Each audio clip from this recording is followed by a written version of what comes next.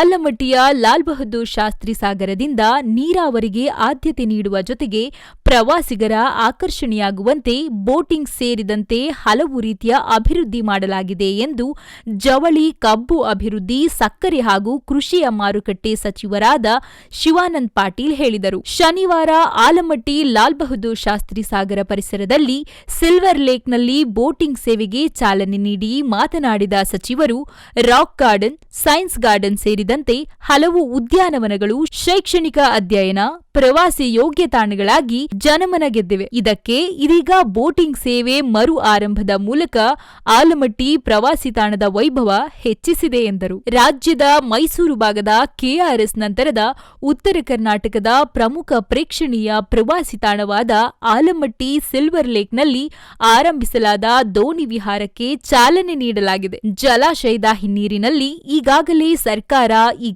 ಪಕ್ಷಿಧಾಮ ಘೋಷಿಸಿದೆ.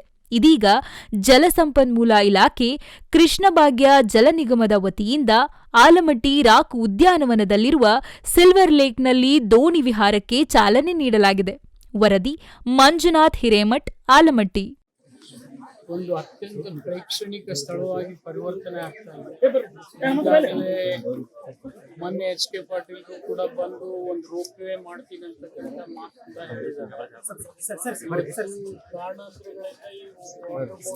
ಬಂದ್ ಮಾಡಿದ್ವಿ ನಾವು 2016ರಲ್ಲಿ ಘಟನೆ ಆಗಿತ್ತು. ಏನೇನು ಸೇಫ್ಟಿ ಮೆಜರ್ಸ್ ಗಳನ್ನ ತೆಗೆದುಕೊಳ್ಬೇಕು ಅದನ್ನ ತೆಗೆದುಕೊಂಡು ಇದನ್ನು ಪುನಃ ಪ್ರಾರಂಭ ಮಾಡ್ರಿ ಅಂತಕ್ಕಂಥ ಬೇಡಿಕೆ ಬಹಳ ಪ್ರವಾಸಿಗರಿಗಿತ್ತು. ಆ ಹಿನ್ನೆಲೆಯಲ್ಲಿ ನಾನು ಎಸ್.ಆರ್. ಪಾಟೀಲ್ ಸಾಹೇಬರು ಇದಕ್ಕೆ ಚಾಲನೆ ಕೊಟ್ಟಿದ್ದೀವಿ. ಬಸವರಾಜ್ ಸಿ ಅವರು ಕೂಡ ಪಾಪ ಮೊದಲಿನಿಂದ ಕೆಲಸ ಮಾಡಿ ಅವರು ಇಲ್ಲಿ ರಾಕ್ ಗಾರ್ಡನ್ ಇದೆ, ಸೈನ್ಸ್ ಪಾರ್ಕ್ ಇದೆ, ರೋಪ್ ವೇ ಬರ್ತಾ ಇದೆ, ವಾಟರ್ ಸ್ಪೋರ್ಟ್ಸ್ ಬರ್ತಾ ಇದೆ. ಇವೆಲ್ಲ ಬರೋದ್ರಿಂದ ಆಲಮಟ್ಟಿ ಉತ್ತರ ಕರ್ನಾಟಕದ ಒಂದು ಶೈಕ್ಷಣಿಕ ಸ್ಥಳ ಆಗಿ ಪರಿವರ್ತನೆ ಆಗ್ತಕ್ಕಂಥ ಎಲ್ಲ ಅವಕಾಶ ಇದೆ. ಈಗಾಗಲೇ ತಾವು ನೋಡ್ತಾ ಇದ್ದೀವಿ, ನವೆಂಬರ್ನಿಂದ ಜನ ಬರ್ಲಿಕ್ಕೆ ಪ್ರಾರಂಭ ಮಾಡ್ತಾರೆ. ಮೇ ಜೂನ್ ವರೆಗೆ ಸಾಕಷ್ಟು ಜನರಿಗೆ ವೀಕ್ಷಣೆ ಮಾಡಲಿಕ್ಕೆ KRS ನಂತರ ಒಂದು ಪ್ರೇಕ್ಷಣಿಕ ಸ್ಥಳ ಅಂದರೆ ಇವತ್ತು ಆಲಮಟ್ಟಿ.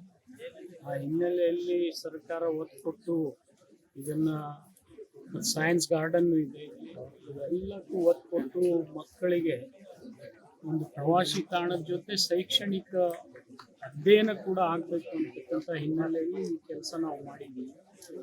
ಜೊತೆಗೆ ಇಲ್ಲಿ ಒಂದು ಉತ್ತರ ಕರ್ನಾಟಕದಲ್ಲಿ ಫಿಶರೀಸ್ ಕಾಲೇಜ್ ಮಾಡಬೇಕಂತಕ್ಕಂಥ ಬೇಡಿಕೆ ಕೂಡ ನಾವು ಇಟ್ಟಿದ್ದೀವಿ.